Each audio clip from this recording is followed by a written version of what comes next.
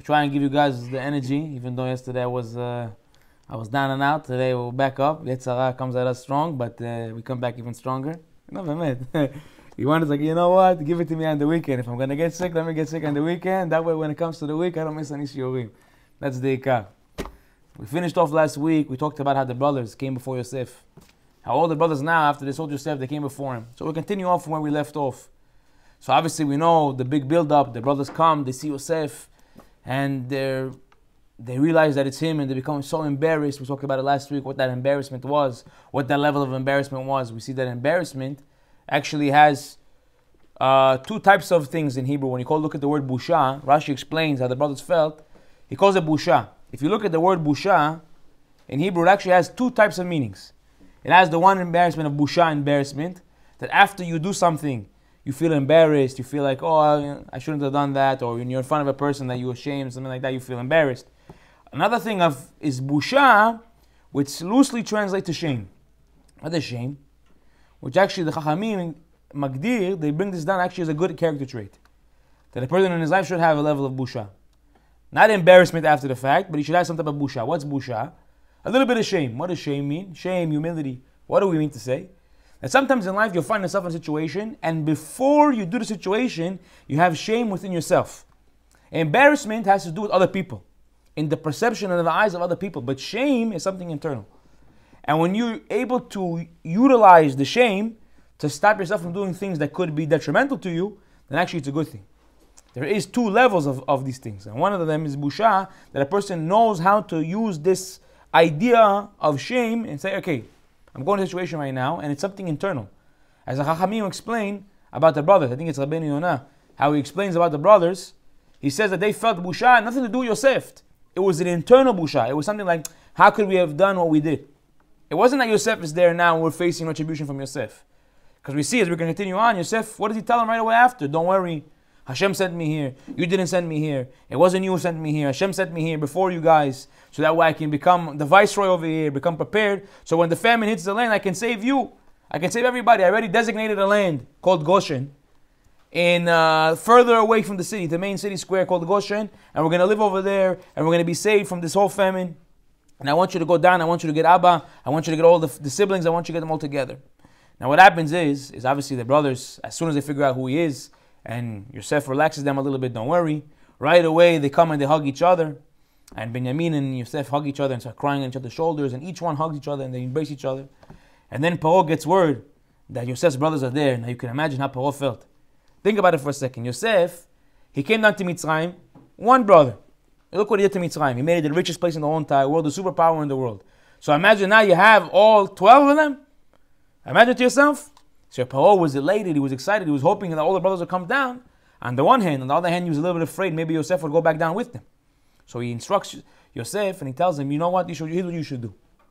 You should take some chariots, take some donkeys, take some everything you could possibly imagine, and I want you to go, and I want you to bring it down to your father, and I want you to bring him up over here, and your brothers, and let them come and bring down everything with them, and we'll set you guys the best of the land, whatever land you want, we'll give it to you guys, it's yours, you settle over there, just come down. Now what's funny is the Midrash relates the excitement of Paro, but it also shows us the other side of the coin, which was the disexcitement of the ministers of Egypt. Now imagine to yourself, Yosef came down to Egypt, he was nobody, he was sitting in jail, he went from being a slave to becoming viceroy overnight. Now you're a minister, you're in Egypt, you're a person of high stature in Egypt. Now Yosef already, okay, it is what it is, he slipped through the cracks, he became the viceroy, but at least you're holding a position. Now comes his 11 brothers, what do you think to yourself? If he became such a high level, every single one of us are getting knocked out of our position. So they all became worried. So every time I read this, I think to myself, you know what it's like? Fast forward maybe 25 years and go to a mall in America before the time of the Dead Sea products and all these other things like that, right? And over there you have a few booths that were set up, Indian guy, Chinese guy, they were selling, they were making, they were happy. All of a sudden pops up the first Dead Sea products booth. Can you imagine? The first Dead Sea products. So the guy's thinking to himself, Dead Sea products. Who's going to go buy this Dead Sea? It's going to be dead by tomorrow. All of a sudden comes the Israeli guy down the hallway and he starts talking. Next thing you know, the Indian Chinese guy found himself from American Dream Mall back into King's Plaza. They got demoted. They don't know what to do with themselves. So too, the Egyptians are sitting over here, they're terrified. You see, these Israeli guys are good salesmen, they know what they're doing. Hello, mommy, boy, lepo, I have something to sell you. They're number one. I have a cousin, you should know, I have a cousin. He came to America for, I don't know how long he was here for a short period of time. And he worked with my dad for a little bit, and then he went over to the Dead Sea Products. You'll never see something like this in your life. This guy would sell, it was crazy. Crazy how he would sell, left and right. You can't compete with these guys.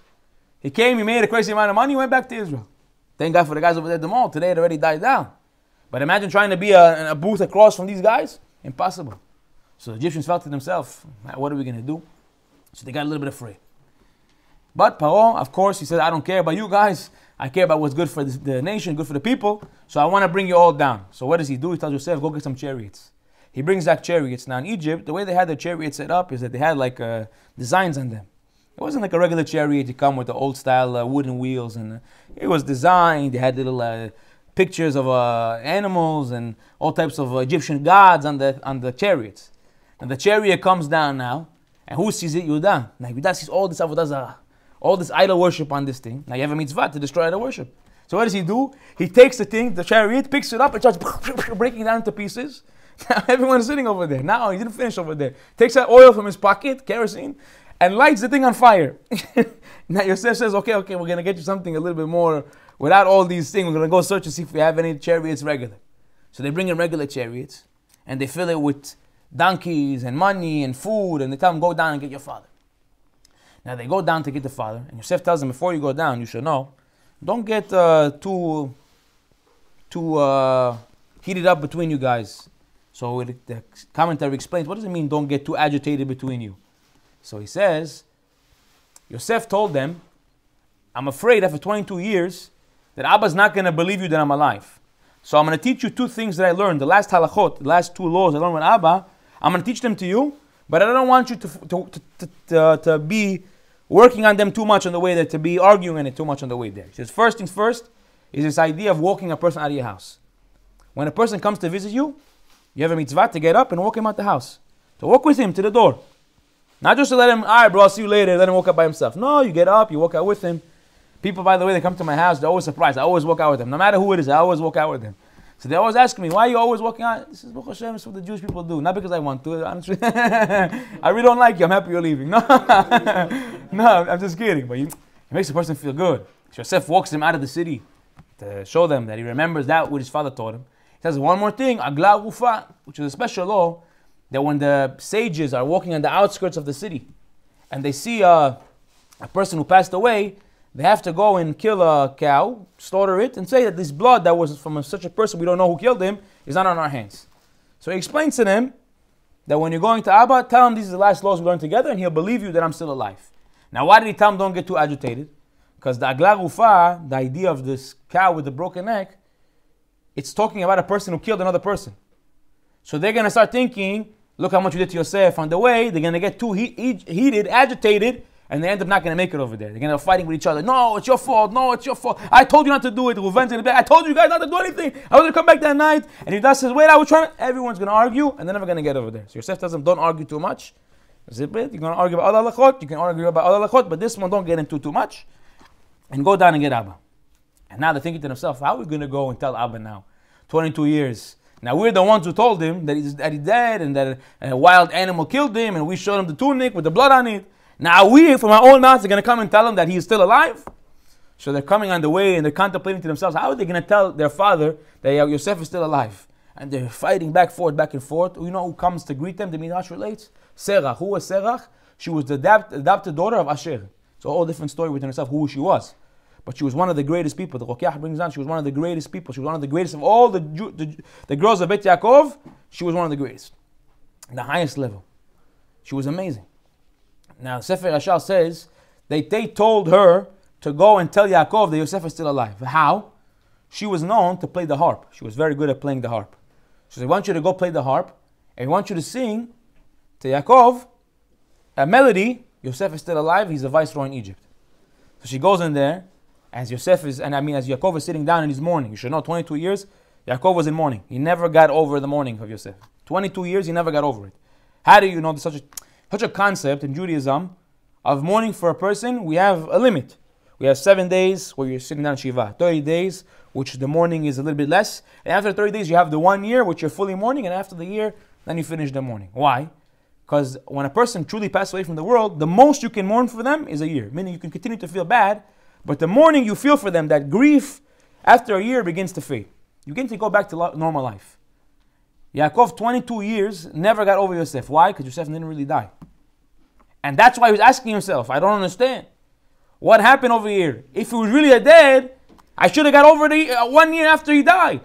Why 22 years I'm sitting over here? In 22 years, you should know he was in the deep depression. He was very sad. 22 years, God didn't appear to him. 22 years, no nevuah. No Ruach HaKodesh, God didn't appear to him 22 years, because we know that the Shekhinah doesn't sit down on a person who's depressed. A person who's sad, who's down, he's like this. The Shekhinah, the godly presence, doesn't rest on such a person. That's why one of the last Mishnayot in the Seder of the Mishnayot says that Shalom is the vessel that holds all the blessing. Why? Shalom, meaning peace, tranquility, happiness, is something that holds all the blessing. Why? Because Hashem doesn't sit down with a person, he cannot be with the person, illa imken he's happy. When he put himself in depression, sadness, and everything like that, Hashem says, this type of person, I cannot be with him. Why? Because when you get to the level of sadness and unhappiness, you're only able to get there if you have chosr emunah, if you don't have the proper belief in God. If something befalls you, you don't have the proper belief in God. Right? You don't have the proper belief in God. So what does he say? He says Yaakov 22 years, depression, sitting down, sad, always. And we'll see later on, he talks about it a little bit more. So Sarah comes in, she starts playing the harp. And she starts singing, Yosef is still alive, he's a viceroy in Egypt. I don't know which tune you want, but I don't know so many tunes. Maybe we'll do sorry, it doesn't come to my head right now. But you can imagine she's playing the harp, Yosef is still alive, he's a viceroy in Egypt, and he's singing for him. And all of a sudden he starts to feel his neshama waking up again. And the ruach, the neshama comes back into him.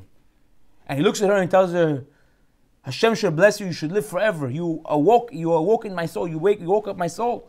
You should live forever. The Sefer Yashar, the Targum Yonatan, they all bring down that actually this blessing that Yaakov gave her, that she's going to live forever, she actually lived forever. What do I mean to say? Targum Yonatan said that she was alive during the times of David HaMelech. In David HaMelech, 1,000 years later, she was still alive. And she was one of the people who left the world still alive. She didn't die. Hashem just took her from the world like that. One of the righteous people, there are a few righteous people in the world who didn't die, Hashem just took him from the world like that. Because a person only dies from sin. And she had a special blessing to live a long life. She lived a long life, and Hashem only took her because that's it. How long can you be on the earth? You can be on the earth forever, until David HaMelech, and then afterwards he took her to Shemaim, still alive. So we see Hashem, how he works midah keneged midah. Measure for measure. You do something good for another person, Hashem brings it right back on you. The Tzarech went out of her way to play this song and to revive Yaakov. She was zocheh to live a very, very long life. We also see, that we're going to talk about it in a few minutes, that when Yaakov comes down, the Midrash relates, who was sitting next to him? Og Melech Bashan. Now who is this Og Melech Bashan? Og was one of the kings, one of the giants and the kings. Now he was zocheh to live a very, very long life. Some say even from the times of Noach. From the times of the flood, some say Og was still alive from the times of the flood. The Midrash relates kacha. He was one of the people that survived from the Noach, was the Og Melech Bashan. And he lived until Moshe Rabbeinu chopped off his head. That's how long he lived. From then until then, according to that Midrash. But even still, you see, from Avram's time, he was still around. How do we see? Because it relates. Why did he zocheh such a long life? Because he came to Avram Avinu, and he told him, by the way, these kings took your grandson Lot, so not your grandson, sorry, your nephew Lot, and they're holding him hostage. Now Lot looked exactly like Avraham. So they were making Lot go out into the streets and go against everything Avraham preached. So you can imagine now Avraham's going out and he's saying God is number one, nothing like God in the whole entire world, you have to believe in God. Then his doppelganger Lot is coming out and saying it's a bunch of shtiyot, it's all lay, fake, lies. Now Avram Avinu is saying, "Hello, this is slander." He called his lawyer, Avi, Shomea, I need a suit now. Counter suit, send it. No, but what does he say? Okay, I have to go out, some shamayim. I can't have some people desecrating God's name, so he went out to war. He went out to war and he brings back Lot. Because Og was the one who told him this mesorah of what was going on, even though, by the way, his intentions were bad, he was zocheh to live a long life. He was zocheh to live long because he gave Avraham this mesorah, this message. He was zocheh to live a very long life. Now, what was Og's original intention? I want to tell Avraham to go out to war so Avraham dies, and that way I can marry his wife. That's what he wanted to do. You see, even when his intentions was bad, but the action was good, meaning what he did was good because it ended up saving God, the sanctity of God's name, he still got a present for it. Why? Because a regular person, let's say for example, a Jew, if he does something in a wrong way, the Mishnah says, a mitzvah haba be'avera goreret avera. A righteous deed that comes on the back of a bad deed brings forth another bad deed. This is in regards to Jewish people. That's why the Yetzer Hara sometimes he tells you, I'm going to do this sin to go do a mitzvah, and then I'm going to go and do another mitzvah after that. You can never do a sin to do a mitzvah. Impossible. Right? For example, I don't want to mention, but there's a few situations people came to me and said, should I do this instead of doing this? And that way I'll be able to do this. I told them, so you're going to do, it didn't make any sense. On the one hand, you want to cancel out a good thing to do a bad thing, and on the back end, you can do something good. But the Jewish people, it doesn't work. A mitzvah haba be'avera goreret avera. Right? A person who's going to bring himself, maybe I'll say, maybe he's not makpid on me. There was a guy who came to me, asked me, he told me, it was a few weeks ago, I think. He came to me and asked me, probably you listen to this. He told me, I want to know, I have a friend of mine that I've been trying to get him to come to shiur. Now, I have a shiur set every week that I go to, on this night, whatever night it was. Every week, already for 2+ years, I'm going there every week without fail. I'm trying to get this guy to come. He tells me if I go play soccer with him on this night, the night that I have my shiur, every week for 2 years, the next week he'll come with me. So he comes and he asks me, is it allowed, not allowed? So I didn't want to give an answer off the cuff. So I went, I called, I said, maybe it seems to me that you shouldn't do it, but let me see, because I know the kiruv is one of the highest levels you could ever do. As we know that in Ramabah there's one place in the higher heavens that it's designated for people who are mezakeh rabim.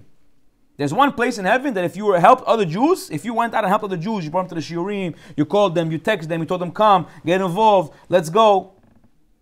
You have a special place in heaven that no one else in the world can get to unless they did some type of kiruv, some type of mezakeh rabim. So I was, on the one hand, I knew according to the simple understanding that maybe it's not the best thing to do. On the other hand, maybe I asked him, this guy is really serious, he's a solid guy, he tells me, yeah, he's serious, he's going to come. So I'm thinking to myself, if it's true that he's really going to get this guy to come, and then he can put him on the back of the class and he can continue to come, it's worth it. So I call my Rosh Kolel, the rabbi of my Kolel, and I ask him. And he tells me simply, a mitzvah haba be'avera goreret avera. This person is going to end up not going to the shiur to help his friend, and next week he's not going to come to the shiur himself. You know what happens in life? We human beings, by nature, we're creatures of habit. We like schedule. Once we break our schedule, it's very hard for us to get back. What's a good example of this? A person says to himself, you know what? I want to start working out. I want to start going to minyan every morning. Whatever it is that he decides to do, something productive. When he's consistent every single day, going to minyan is one of the best ones. Going to minyan in the morning, when you're consistent every single day, you're not going to miss. Then there comes that one morning you miss, you're putting tefillin in the house quickly, Kriyat Shema, and you run out. The next day, instead of waking up, but you normally wake up 7:45 to make it to 8 o'clock minyan, you wake up 8:30. Oh, I already missed it. Nah, I'm not going to go to Ben Yosef, I'm going to be late to work, so Kriyat Shema, and it goes. And then the body starts getting used to waking up a little bit late. Sometimes in life, a person thinks, okay, maybe I'll do this, or I'll stay out a little bit later tonight to able to help this guy or do this thing, and it's pogem in something that's a habit for him. Because we know that Chachamim teach us that three times that someone does something, it's kovea neder, which basically means kovea hazaka. That means he's already muhzak badavar, which basically means once a person does something 3 times in a row, he already has a solid foundation in the thing. That means we assume he's going to continue to do it. And in Shamayim, it becomes like a promise that he took upon himself. Why is that? Because a person who does something with a promise is on a higher level than someone who does without a promise. Some Jew tells you right now, you know what, I'm going to come. But we'll see. I don't know. Well, I'll let you know. Maybe. And he comes. Great. I'm happy you came. A person who says, I'm going to come, and he makes his word, and then he goes, does what he says his word is, it's on a much higher level, especially when it comes to mitzvot. When a person obligates himself, I'm going to go to minyan every morning. Obviously, say, you don't want to fall, but I'm going to try my best to go to minyan every single morning. Right? Then, when you take upon yourself this neder, even though you throw on that little neder in the end, the kavanah is not that I'm not making upon myself something. I am, but on the off chance, God forbid, this, that, I say bli neder. It's on a much higher level now when he goes.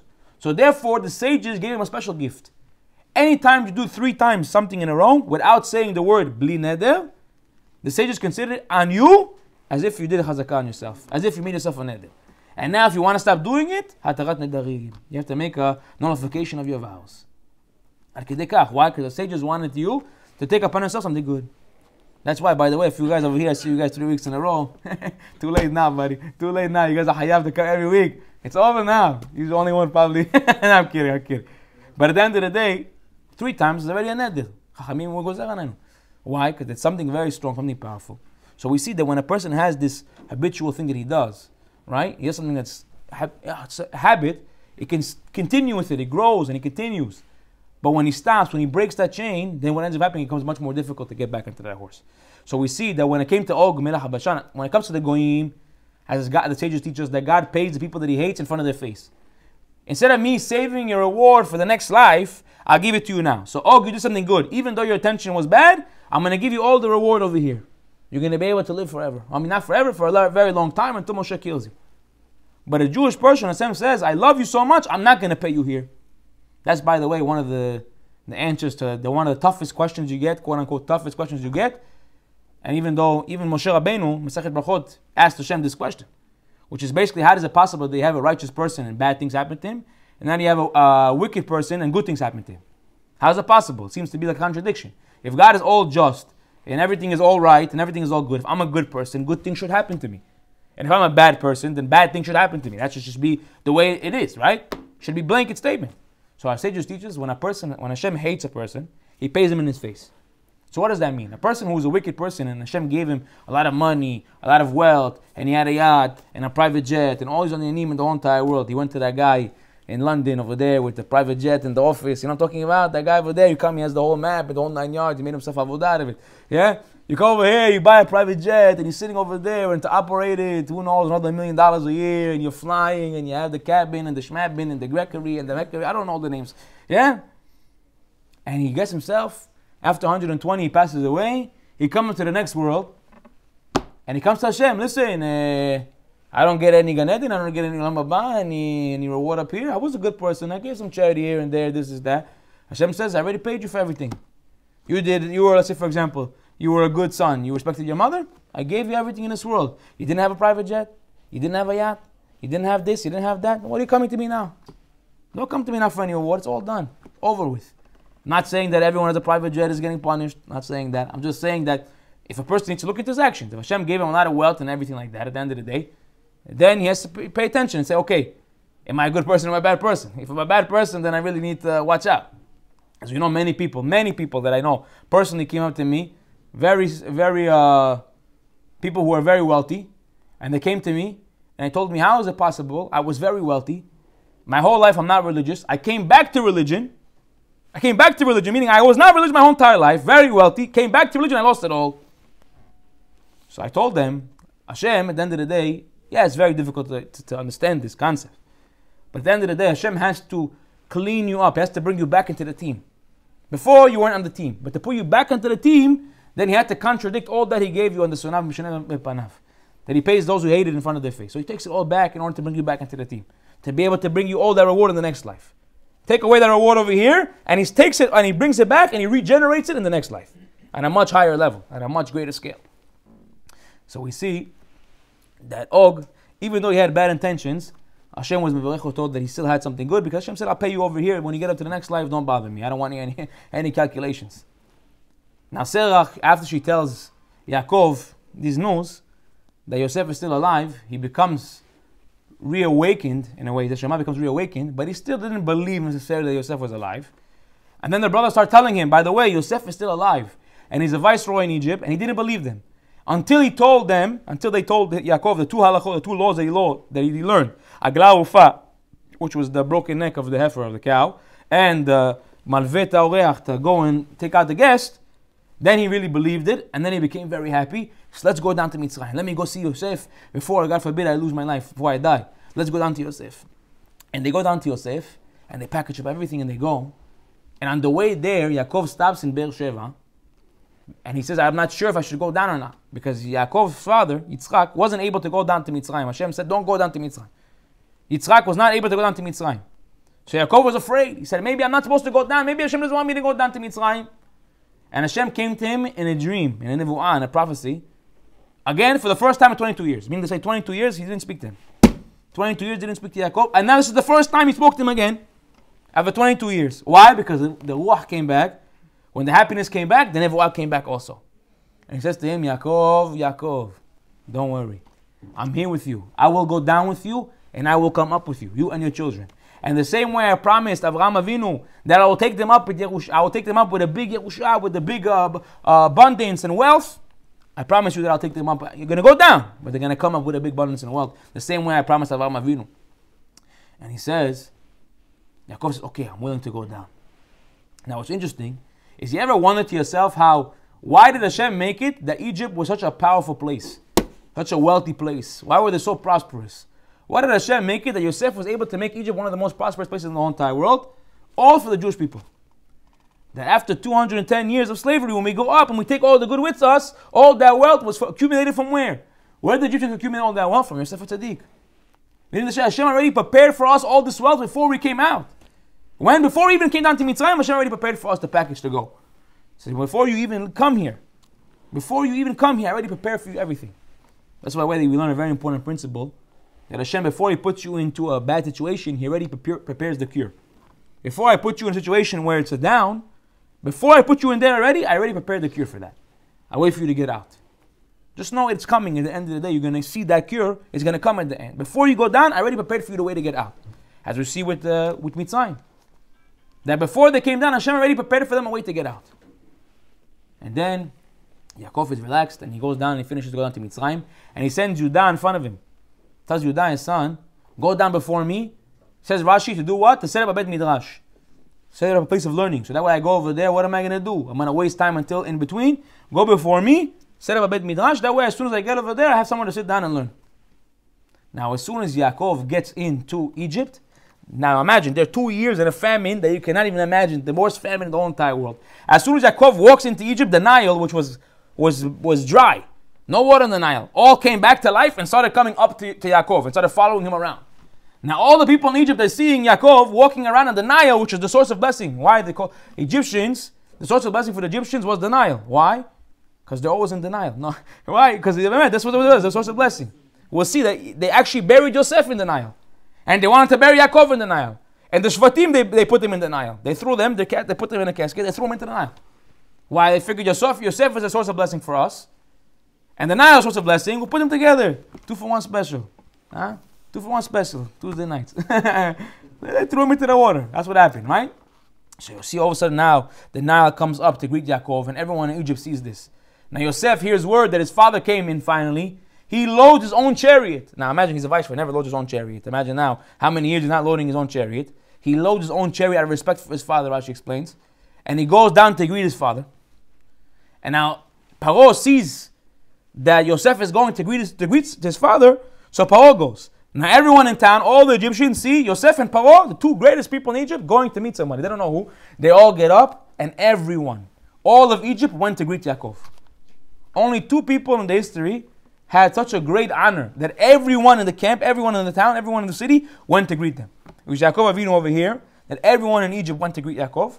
And Yitro, which is Moshe Rabbeinu's father-in-law, when he came back, and right before Matan Torah, right before we got the Torah, when Yitro came back, Moshe Rabbeinu gets up to go greet his father-in-law. Aaron, Yeshua ben Nun, Skenim, all the people get up, and they all go to greet him. Everyone in the Jewish camp went to go greet Yitro, who actually wasn't even a Jew yet. He only converted to Judaism after. By the way, from over there, we learn you have to respect your in-laws. It's very hard, I know, but you have to do it. I'm serious. It's true. You have to respect your in-laws. It's like your parents. I see people who, right as soon as they get married, Abba, Ima. Can you imagine? It's a little bit awkward. No, imagine you come out of the chuppah, now your kala is looking at you. Abba. That's Abba.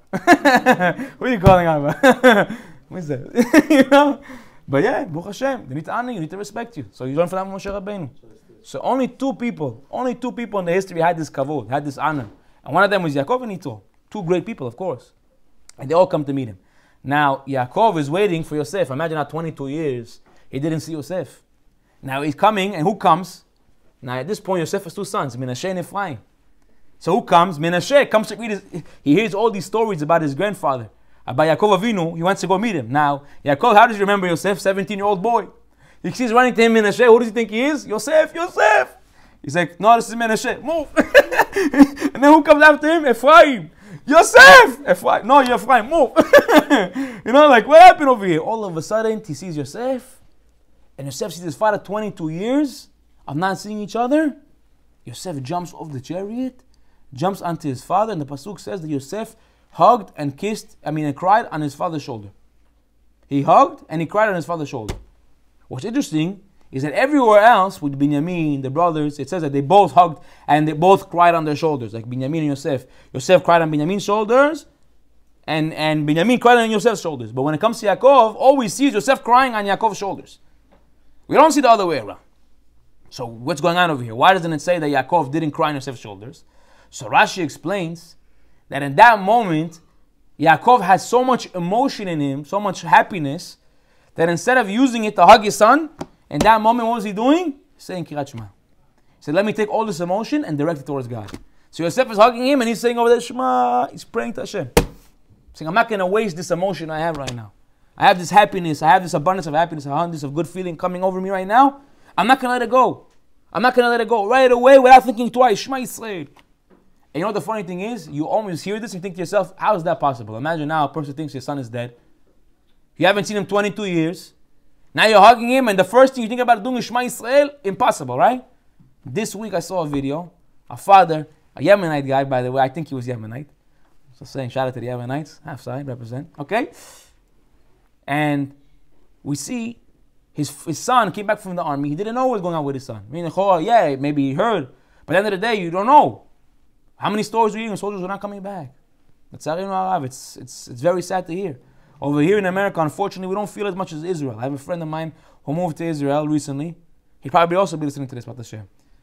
And I asked him, just yesterday, we're texting each other and he asked me, I'm like, how is the move to Israel? I know I've been wanting to move to Israel for 3-4 years. He wanted to move to Israel and he finally was able to make the move. And I asked him, how is it to live in Israel, especially with everything going on?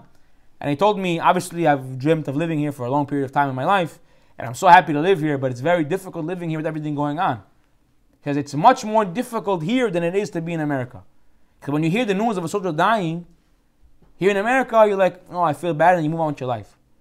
But in Israel, you see the people who are affected by it. You see the wives, you see the children, you see the families who don't have a father to come back home. You don't have someone, the parents who don't have a son who come back home. So you get to see it firsthand that we don't get to see over here. So the emotion is on a much lower level.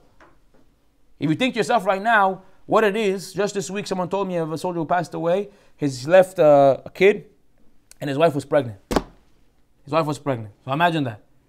A married man, wife at home with a child and a pregnant wife. That's it. They're not coming back home.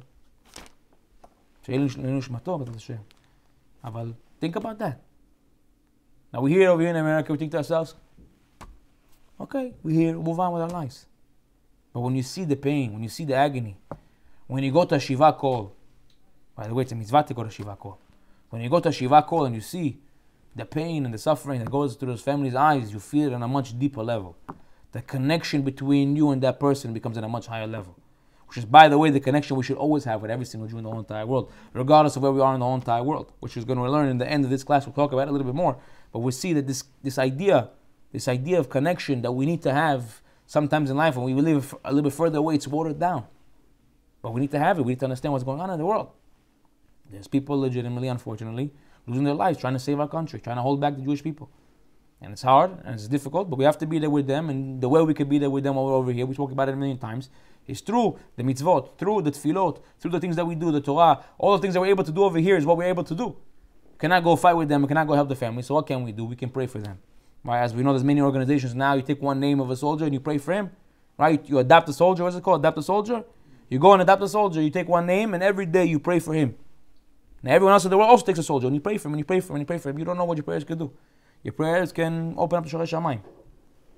Now Yosef, he comes to greet his father, and in that emotional state, Yaakov doesn't skip a beat, and right away Shema Yisrael. And we said there was a father in Israel this week who I saw. His son came back. He wasn't sure if he was coming back or not. And you see, his son comes back. What does the father do? Nathan's sitting over there shaking his head because he saw the video.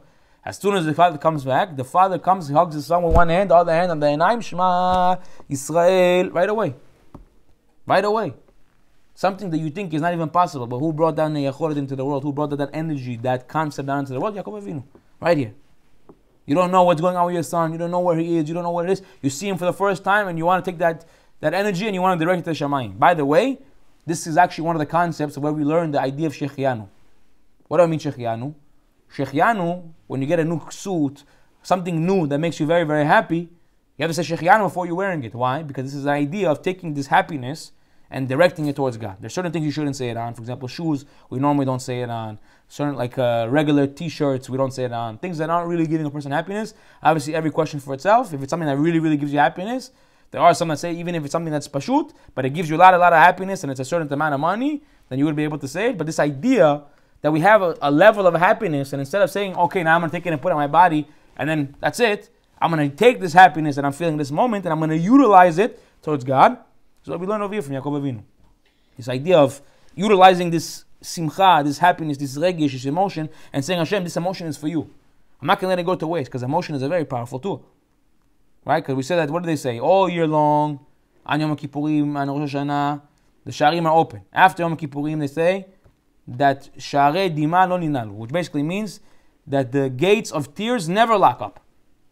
That when you're all year long, it's very difficult for your prayers to get up the same way they do on Yom Kippurim, especially on Neilah, which is the highest level. But there's one thing that all year long, that no matter what, your prayers get through. And what's that? Tears. When a person is crying, the guarantee that the prayer is going to go to Shammai. So you have an emotion directed towards God. So what's the most powerful prayer for children? Is when their mother prays for them when they're lighting the Shabbat candles, when she's crying. And she's lighting the Shabbat candles, that's the highest prayer in the whole entire world that a mother can have for her child. That's one of the highest prayers. If you want to have a special Shkulat to pray for your children, that's the time to do it. So obviously now we know that Yosef comes down, Paro comes down. Now Og, who we just said before, was sitting over there also. He tells, what's it called? Paro, there's no way this can be Yaakov Avinu. Why can it be Yaakov Avinu? Because he believed what all the heretics believed back in the day, that Abraham didn't really give birth to Yitzchak Avinu. So he actually believed he's Abraham. How do we know he believed he's Abraham? The Ramban writes down, when it came to the day, when Paro comes to meet Yaakov, and he asks him, how many of the days of your life? And he tells him, the days of my life are 130, and they were short and bitter. And they didn't reach the years of my forefathers, of my fathers. What was he telling him? Says the Ramban, because Yaakov looked so old, because of depression, 22 years of depression set on him, it made him look very, very old. He looked unbelievably old. So when Paro saw him, when Og saw him, they thought he was Avraham Avinu. That's how old they thought he was. So they asked him, how old are you? You look like you're 300, 400 years old. And he says, no, I'm only 130 years. And I look old because the years of my life were short and bitter. Short and bitter. And that's why the years of my life actually didn't even reach that of my fathers. Which means I didn't even live as long as my fathers. And I look this old only because my life was short and bitter. Now what happened because he says these words, my life was short and bitter? Hashem says, for every oath, for every milah that he said, 33, Hashem took away a year from his life. Hashem says, what are you coming and telling people now, such a high level, that your life was short and bitter? This is the gratitude that you have for God.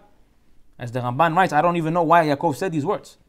Other than the fact that maybe he wanted to tell him that why to say my life was short and bitter? This is the gratitude that a person needs to have, HaKadosh Baruch Hu, for the life that he gave him.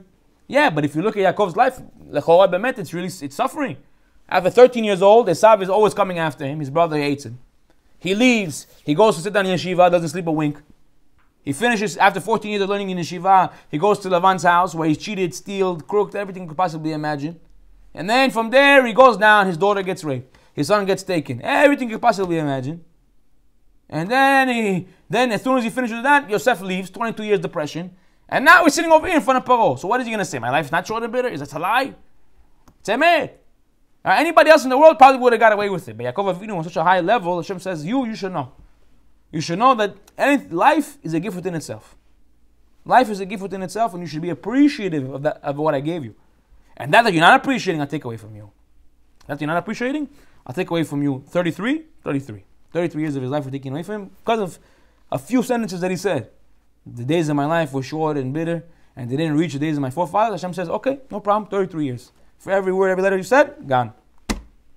So we see over here, first things first, be very careful with your words, first of all. Second of all, to try and, even though Yaakov, I don't think he meant it to be unappreciative of what Hashem gave him, but it sounded that way.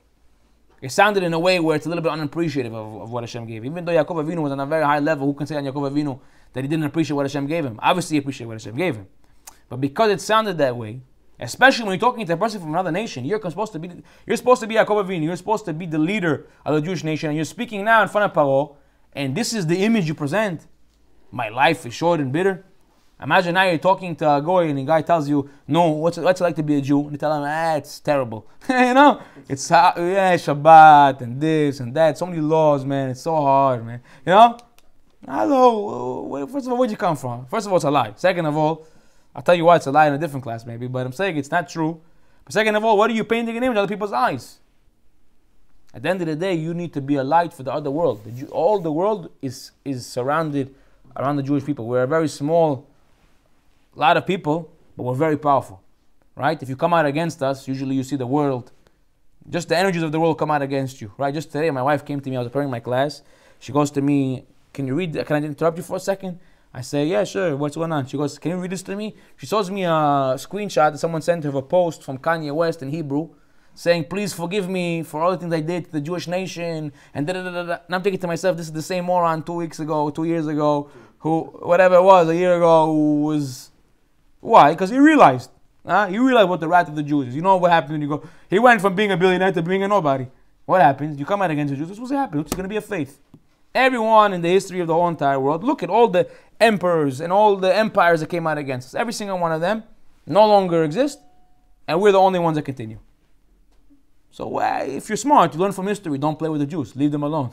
Let them do their thing. You do their thing. Actually, one guy came to me this week, and he actually is a goy, not even a Jewish guy.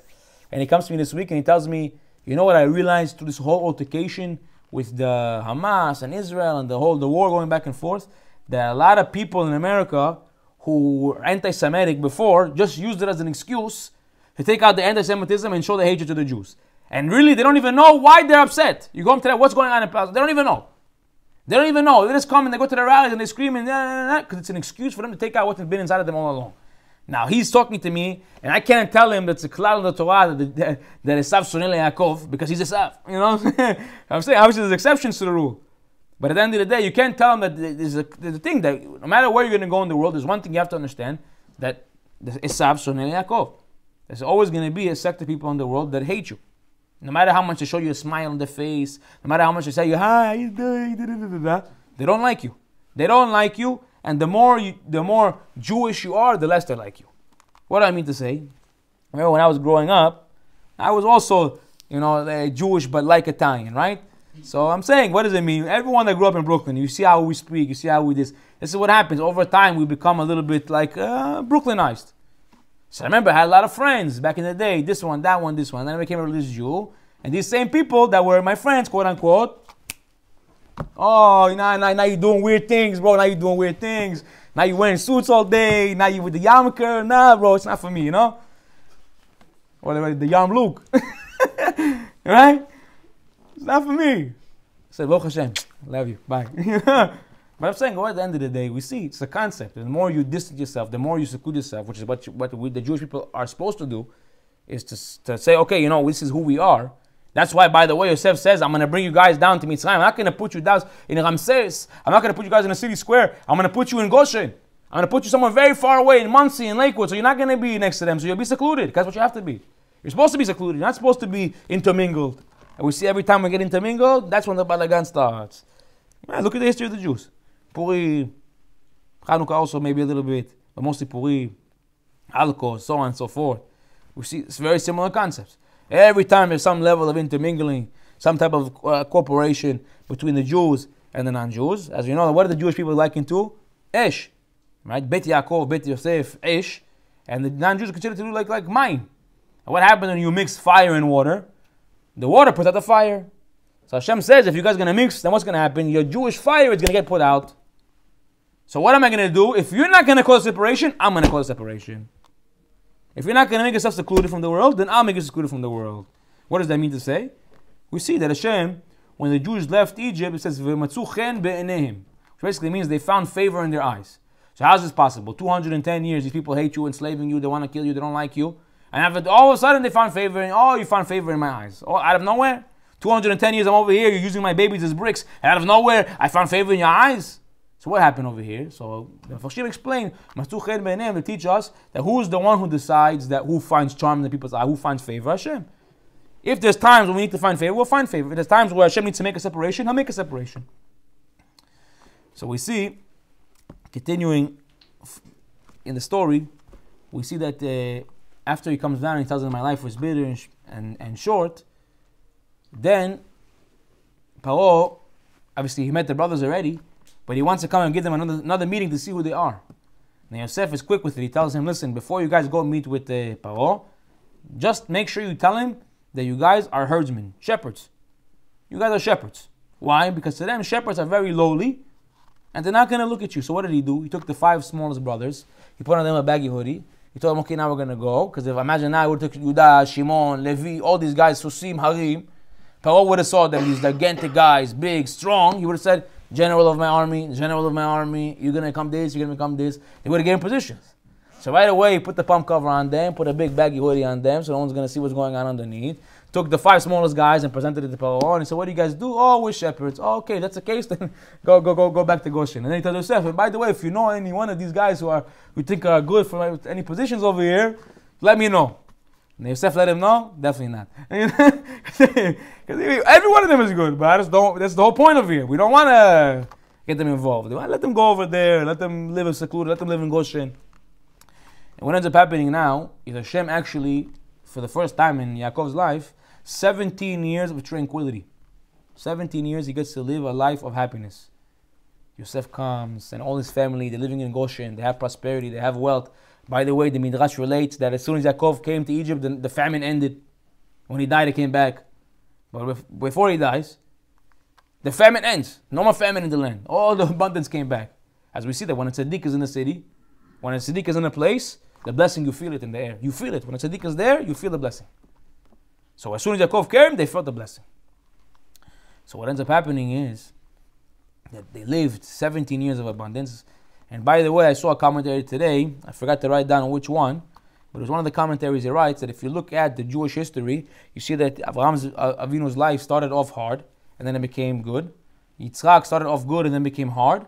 And Yaakov was hard, and then it ended good. So he says, this is the story of the Jewish nation. We started off, our life was difficult. Then there were some good times along the way, and then bad times come again.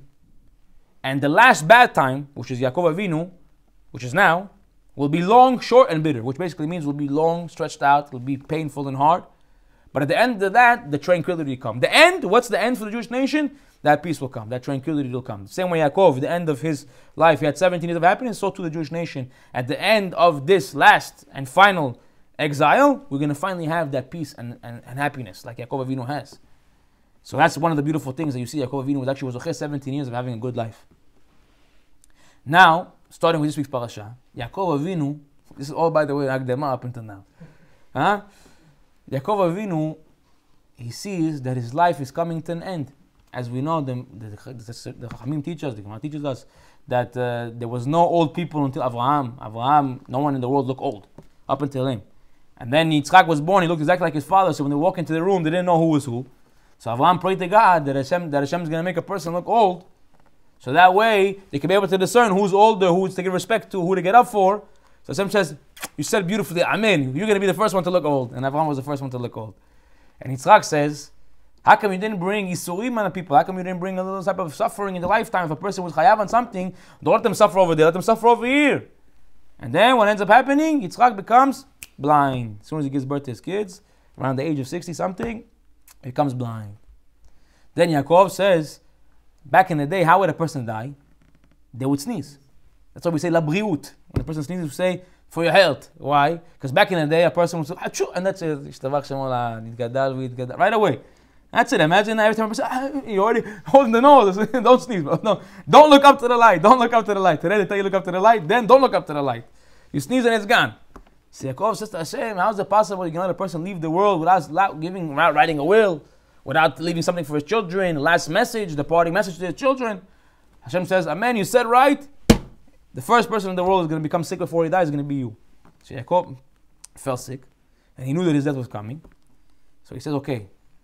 Before that, he calls Yosef, and he tells Yosef, I want you to make me a promise. Now, why Yosef?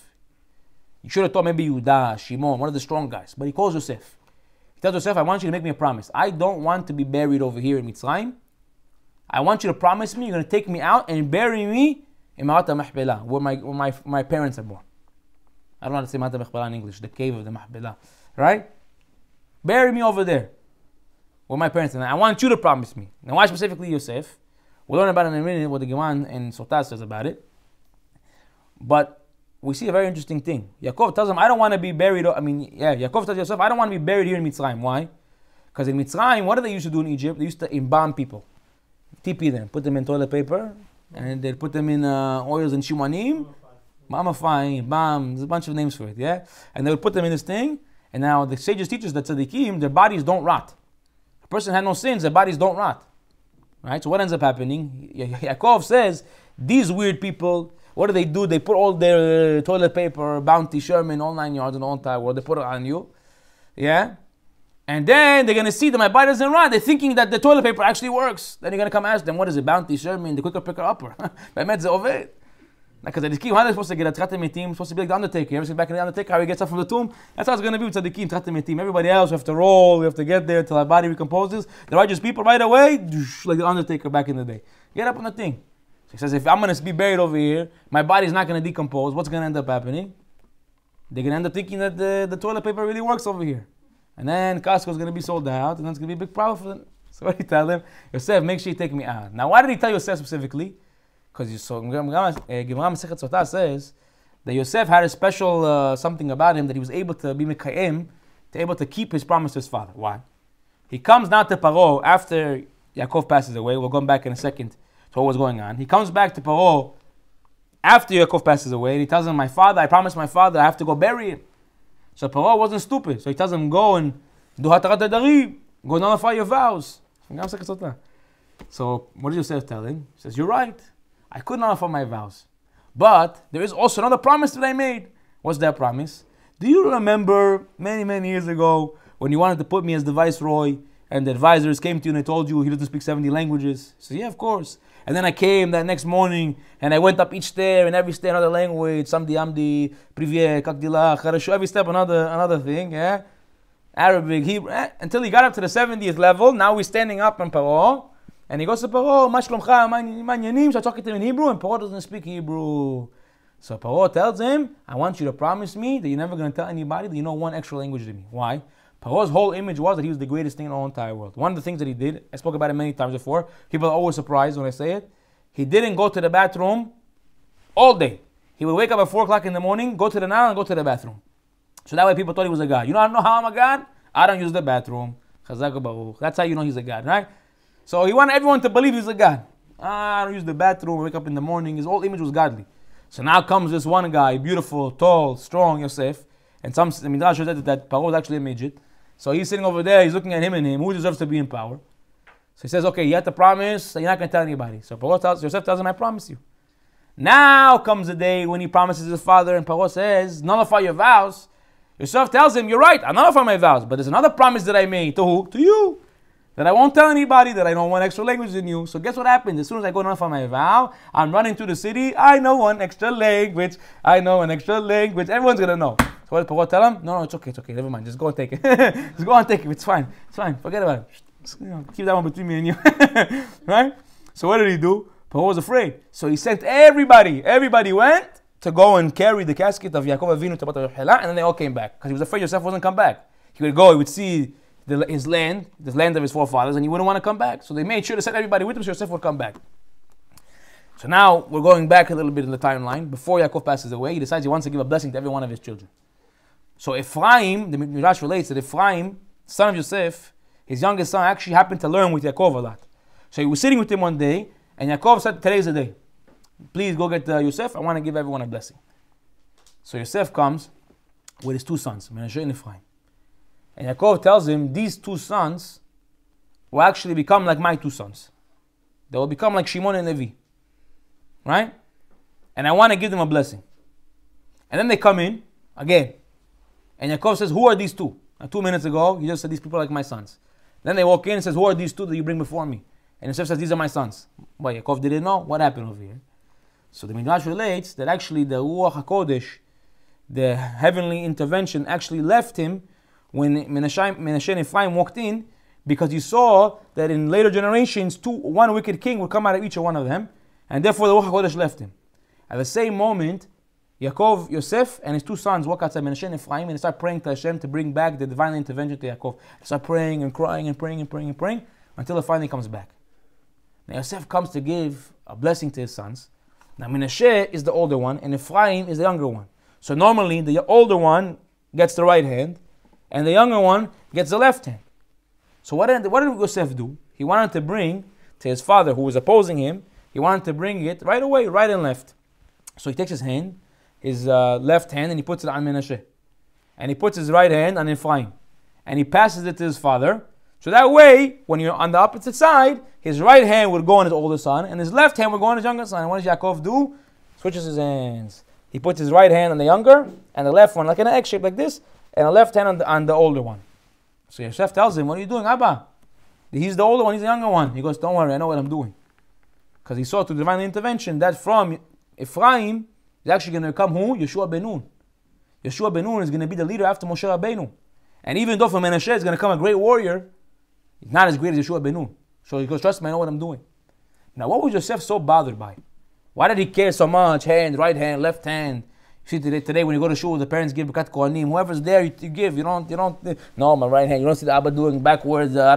Pretzel to make it everything work. Yeah, whatever. Who comes, you give them the hand. So how Yosef so upset? He says, if you look at the history of the Jewish people up to date, if you look from the beginning of time until now, there's always been hatred between the brothers. Yosef's brothers hated him. Yaakov, his brother Esav, hated him. Even Yitzchak and Ishmael, he also didn't like him. He hated him. Go back to Cain and Abel, hated him. So what do you see in the history of time? And the older brother always hates the younger brother. And Yosef says, I don't want to have any hatred between my two sons. You're giving favor to the younger brother. What's going to do to the older brother? You don't remember, Abba, when you favored me? I was the youngest and you favored me. You gave me the ketonet pasiv. You gave me the tunic, the special wool tunic. And my brothers ended up selling me. And they wanted to kill me. And look what ended up happening with me. I'm tired of it. I don't want my kids to hate each other. And Yaakov tells him, don't worry. Not these two. And it was 100% true. Menashe had zero jealousy in his heart for Ephraim. And he was happy that he was succeeding. And he loved him so much. And he was so proud of him. Where do we see this come again? Moshe and Aaron. Hashem comes to Moshe. And he tells him, I want you to be the leader of the Jewish nation. I want you to take them out of Mitzrayim. And what does Moshe say? I can't. I have an older brother. I can't do it. My older brother, how is he going to feel? And what does Hashem tell him? Don't worry. Your older brother is going to be happy. And exactly as Hashem said, Aaron was so happy that Moshe was the leader. Even though his younger brother, he was so happy. He was elated. He was so happy. He came, he hugged him, he embraced him. He was the best newsroom in the whole entire world. Where did this koach, where did this power of the older brother loving the younger brother come from? From Menashe and Ephraim. Till today, by the way, any father who blesses his son on the Shabbat table, he knows, Yisamech Elokim ke Ephraim and Menashe. Who comes first? The younger, then the older one. Why? What are you blessing your son? They should always have togetherness, unity, regardless of position, of stature. You should always love each other. You should always be together. When you guys stand together, there's no one in the world who can beat you. You see that when Menashe and Ephraim, they loved each other so much, that unity was the utensil that actually allowed the world to get Matan Torah. Because if Menashe and Ephraim didn't love each other, didn't have that no jealousy for each other, then Moshe and Aaron couldn't have loved each other the way they did. If they didn't bring down this idea into the world, this power into the world, then Moshe and Aaron wouldn't have been able to bring this down into the world. And guess what? It would have been Matan Torah. It wouldn't have been Matan Torah. Moshe wouldn't have had what to answer. You never would have become the leader. We never got taken out of Mitzrayim. But because they had this love between them, because they loved one another unconditionally, regardless of stature, regardless of position, that's why they were zocheh. When you're blessing your son on Shabbat, you're telling him, I want you to love your brothers. I want you to love everyone in the whole entire world. As we know that all the Jewish people are like brothers. Right? Kulanu ahim. Everyone is like brothers and sisters. We all. You have to love every single one of them. When you're blessing your son, you're saying to love them the same way that Menashe loved Ephraim, even though he was younger, even though he was older, and his younger brother got more shebach than him, more praise than him, you still loved him. The power of unity, what you can do together, nobody else in the whole entire world. Somebody came to me, and I said this before in one of my classes, about what was one of the good things that came out. And I cannot talk about everything that came out of it, but one of the great things that came out on October 7th was the unity in the Jewish nation, that no one in the world to date, if you go back to your mother and your mother and your mother and every one of them, ask them if you ever had such a unity in the world like there was in the last coming since October 7th. Nobody felt such a unity in the whole entire world because united. Hashem always wants from us one thing: unity. During the Holocaust, we were separated, we were scattered. Hashem says, I'm going to take this down and I'm going to bring you a state. I'm going to bring you your own state. Why? So you have a place to be unified, a place to be united. So no longer you'll be scattered. To go back to the original place where you originally were before you became scattered among the world, to go back to Israel, to go back to your land. Become a unified force, because when we stand together, nobody can break us. I said the story a million times, I'll say it 1,000,001. The story of the father, I'll make it short because I have one more story after this. The story of the father, he had 12 sons. Now, as you know, when you grow up, when you have brothers and siblings in the house, what ends up happening? Especially when you have 1 or 2 bathrooms in the house. Everyone's knocking. How long can you be in there ready for? Well, I'm doing my hair. What do you want from me? How long you have to dry your hair for? Go dry your hair in your room already. Right? And you guys yelling, fighting. And if you're the same size shoes, that's it. Yo, where are my J's? You know, all of a sudden, you see your brothers wearing your shoes. You knew Louis Vuittons, you knew this, you knew that. He's creasing them up. You're barely wearing them. As soon as you take them off, you put the shoe tree inside. You lick it. You come with a shoe cleaner. You have already the spray, the whole 9 yards. And your brother just comes and stops on them like crazy. And you're like, whoa, what's going on over here? With the shirt, or the clothing, or the jacket. Right? So what ends up happening? There ends up being strife between the siblings. What ended up happening in this family is that all the brothers had strife with one another. And when they left the house, when they all turned 18 and left the house, they lost communication with one another. Stop talking to each other. This one over here, this one over here. Maybe on holidays, one would text another one, Chag Sameach, or on his birthday, we text him happy birthday, but that's about it. Came around many years later, and the father got sick, deathly ill. And he knew that his days were coming to a near end. So he said, you know what, I'm calling all my children, I'm asking you for one final favor as a father. All of you come to the house. And I want to see all of you together one last time before I leave this world. And what kind of child is going to say no to that? I don't care what strife and what conflict you have between the brothers. It doesn't make a difference. Every single one of you, I want you to come home. When Abba asks, we do. They all went to the house. He takes them out to the backyard. He hands every one of them a stick. Doesn't break the stick. Everyone easily breaks the stick. He takes another handle sticks, and he hands every 12, another stick. Every one of them holding a stick. He says, I want you to take the stick, and I want you to, all of you, pass it to your oldest brother. Now the oldest brother holding 12 sticks. He goes to him, break it.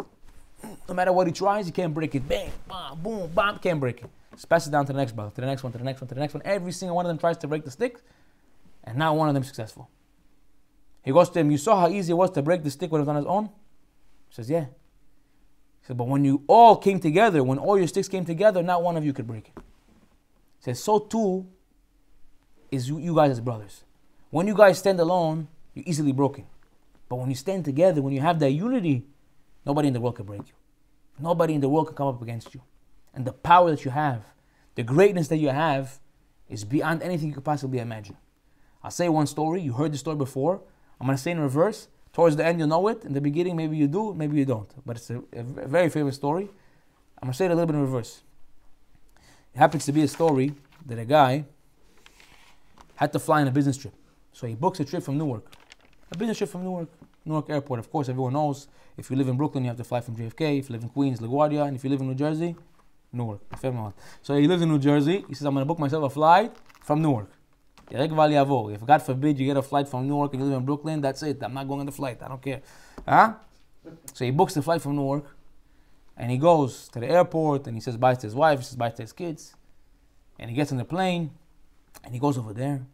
It's Tuesday morning. He sits down, he gets on the flight. He's sitting over there, and as they're in flight, all of a sudden, a few terrorists hijack the plane. Now everyone knows that when these terrorists came in to hijack the plane, they know what the destination is. They're going to either, who knows what, they're going to crash this plane into something. Who knows what's going to happen? So this one guy says to himself, after, of course, being terrified for his life, what's going to be with my wife, what's going to be with my kids, what's going to be with me? He says, what's going to be? What's going to be? He says, you know what? Instead of sitting over here, I'm going to take some action. I'm going to get up and do something. He says, but alone, what can I do? I can't stop these guys. So he starts to walk around the plane and whisper in everybody's ears, we're going to stand up, and we're going to fight against these guys, and we're going to overtake them. Who's with me? I cannot do it alone, we can only do it together. Every single person on the plane, about 40 plus people on the stewardess, and everyone agreed to do it. They bomb rushed the cabin. They took out these terrorists. And the plane crashed in the middle before it reached the destination. And what ended up happening is it ended up saving thousands and thousands of lives. This is the story of 9/11. This is the famous story we all heard about. What ended up happening? One guy came up with the story and said, hey, I'm going to go and save everybody. I can't do it alone. But when all of the passengers got up together and said, we're going to fight and we're going to do everything we can, they saved thousands of people.